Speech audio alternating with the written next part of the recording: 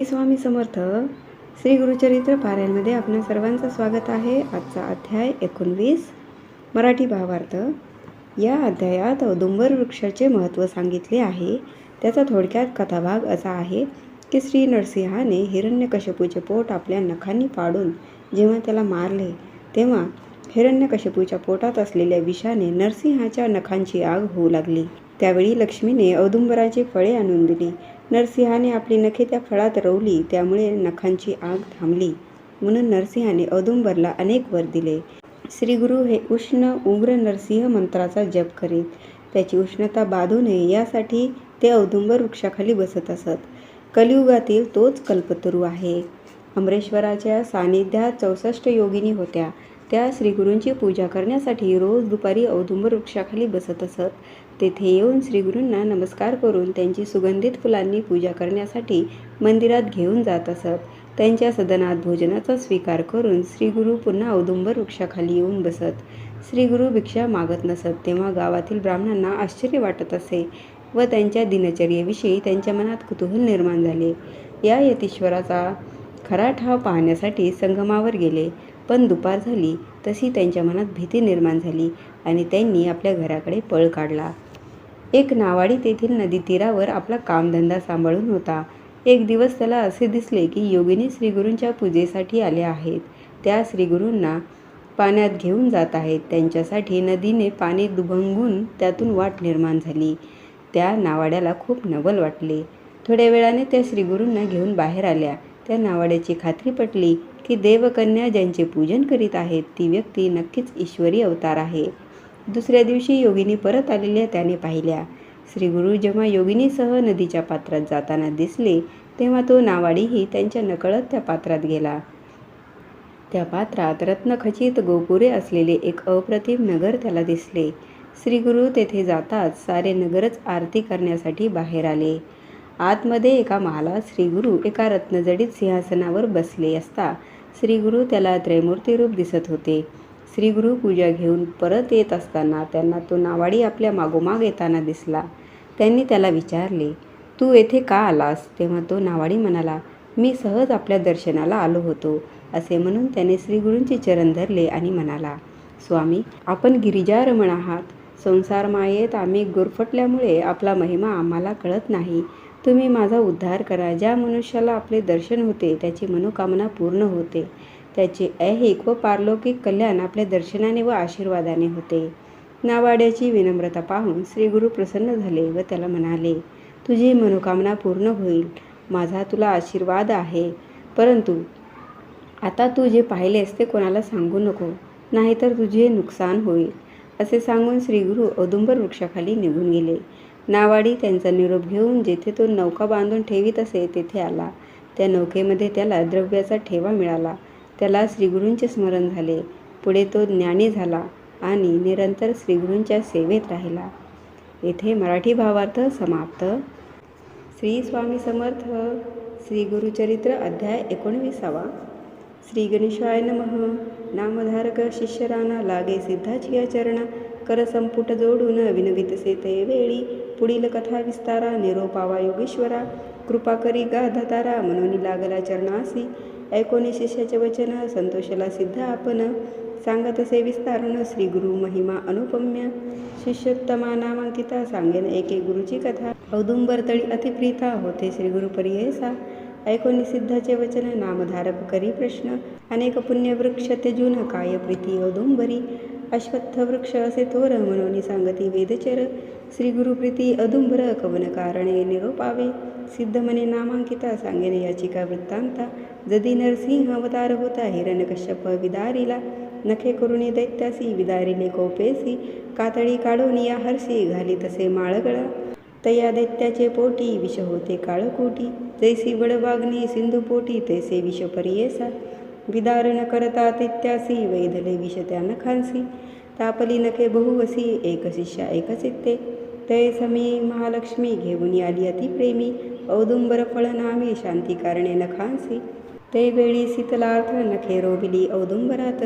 विषाग्नी झाला शांत उग्र नरसिंह शांत झाला. शांत झाला नरसिंह देव देता झाला लक्ष्मी शिखेव.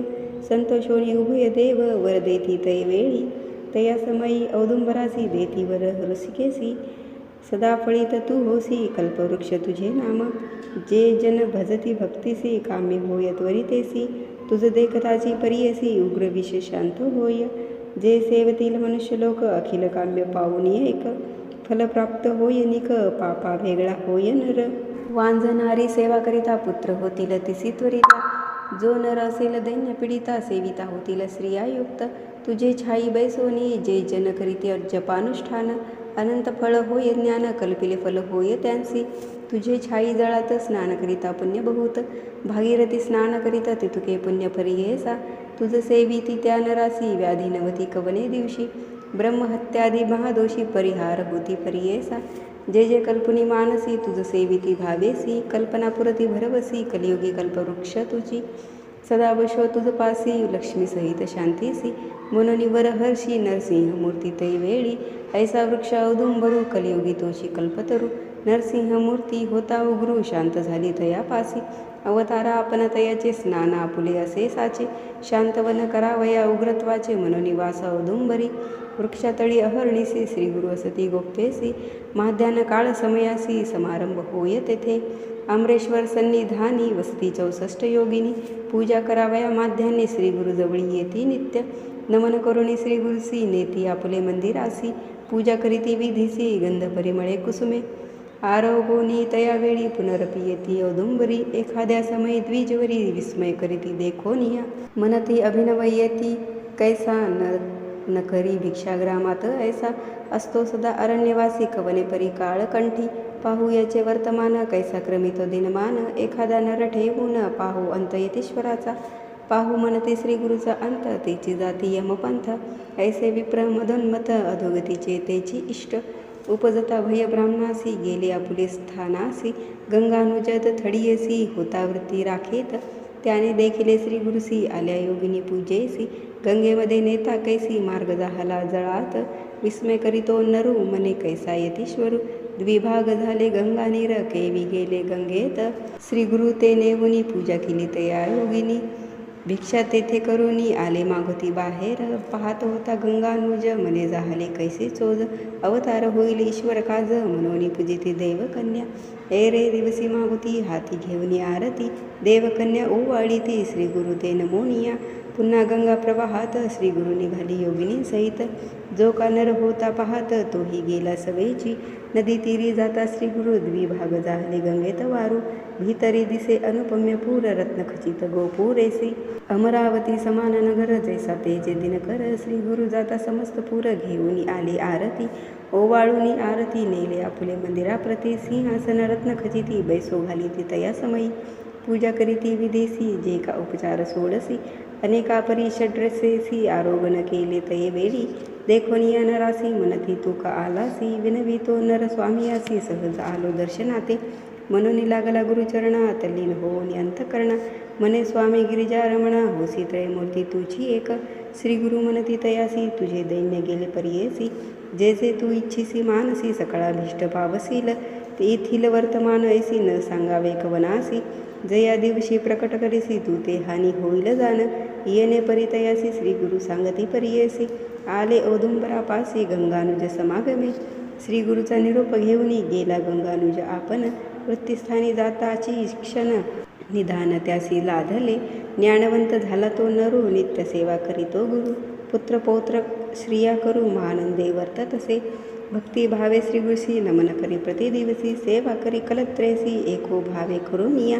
वर्तता एके दिवसी आली पौर्णिमा माघ मासी नमन करुणी श्री गुरुसी विनवितसे तो भक्त मने स्वामी जगद्गुरु माग स्नानी प्रयागत होरू म्हणून सांगती द्विजवरू काशीपूर महाक्षेत्र कैसे प्रयाग गया स्थान कैसे वाराणसी भुवन नेनो आपण यातीहीन कृपा करणे स्वामी या श्री गुरु मनती तयासी पंचगंग संगमेसी प्रयाग जाणावे भरवसी काशीपूर ते गुरुस्थळ दक्षिण प्रयाग कोल्हापूर त्रिस्थळ ऐसे मनोहर जरी पाहासी प्रत्यक्षाकार धाविन तुझ चाल आता बैसले होते व्याघ्रांजिनी धरिगा मागे दृढ धरुणी मनोवेगे तत्क्षणी गेले प्रयागा प्रातःकाळी तेथे स्नान करुनी गेले काशी समाध्यानी विश्वनाथा दाखवुनी सवेची गेली गयेसी ऐसा त्रिस्थळी आचरवणी आले परतोनी अस्तमानी येणे परितया स्थानी देखता झाला तू नर. विश्वनाटक श्री गुरुमूर्ती प्रकट झाली ऐसी कीर्ती. श्री गुरुमनी विचारिती आता गोप्य येथे व्हावे. ऐसे परितये स्थानी गुप्त झाले श्री गुरुमुनी. अमरेश्वरा ते पुसोनी निघत झाले ते वेळी. श्री गुरु निघता ते थोनी आल्या 64 योगिनी. विनविता ती करुणावचनी आम्हा सोडून केवी जाता. नित्य तुमचे दर्शनासी तापत्रे हरती क्षणेसी. अन्नपूर्णा तुम्हापासी केवी राहू स्वामी या. येणे परी श्री गुरुसी योगिनी विनविती भक्तीसी. भक्तवस्तले संतोषी दिधलावर ते वेळी. श्री गुरु मनती तयांसी सदा असो औदुंबरासी.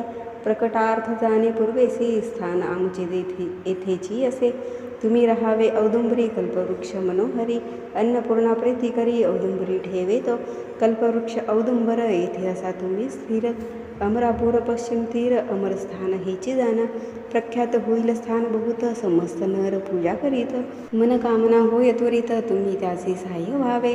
तुम्हा सहित औदुंबरी आमच्या पादुका मनोहरी. पूजा करीती जे तत्परी मनकामना पुरती जाना. येथे असे अन्नपूर्णा नित्य करीती आराधना. तेने होय कामना चतुर्विध पुरुषार्थ. पापविनाशी काम्य तीर्थ सिद्धी तीर्थी स्नान करीत. 7 वेळा स्नपन करीती तुम्हा सहित औदुंबरी. 60 वर्षे वांझेसी पुत्र होती शतायुषी. ब्रह्महत्या पापनासी स्नान मात्रे त्या तीर्थी. सोम सूर्यग्रहणेसी अथवा मास संक्रांतीसी स्नान करीती भक्तीसी अनंत पुण्य अश्वमेध. भक्तिभावे करुणिया देखा अन्न घालिता ब्राह्मणा एका. कोटी ब्राह्मणासी एका भोजन दिले फळ असे. औदुंबर वृक्षातळी जप करीती जे मन निर्मळी. कोटी गुणे होती फळे होम केली तैसेची. रुद्र जपोनी एकादशी पूजा करीती मनोमानसी. अतिरुद्र केले फळ सदृशी एक चित्ते परियेसा. मंदगती प्रदक्षिणा करिता होई अनंत पुण्य. पदोपदी वाजपेय यज्ञ फळ तेथे परियेसा. नमन करिता येणे परी पुण्य असे अपरांपरी. प्रदक्षिणा 2 चारी करुणी करे नमस्कारा. कुष्ठी असेल अंगहीन त्याने करणे प्रदक्षिणा. लक्ष वेळ करिता जाना देवा समान देह होय. ऐसे स्थान मनोहरू सहज करे कल्पतरू. म्हणून सांगता ती गुरु 64 योगिनींसी. ऐसा निरूप देऊनी श्री गुरु निघाले तेथोनी. जेथे होते गान गा भुवन भीमातीरी अनुपम्य. विश्वरूप जगन्नाथ अखिल ठाई असे वसत. औदुंबरी प्रीती बहुत नित्य तेथे वसतसे. गोप्य राहून औदुंबरी प्रकट रूपे गानगापुरी. राहिले गुरु प्रीती करी प्रख्यात झाले परियेसा. इति श्री गुरुचरित्रामृते नरसिंह सरस्वती उपाख्याने सिद्धनामधारक संवादे औदुंबर वृक्ष महिमान नाम 19 अध्याय. श्री गुरु दत्तात्रय अर्पणमस्तु.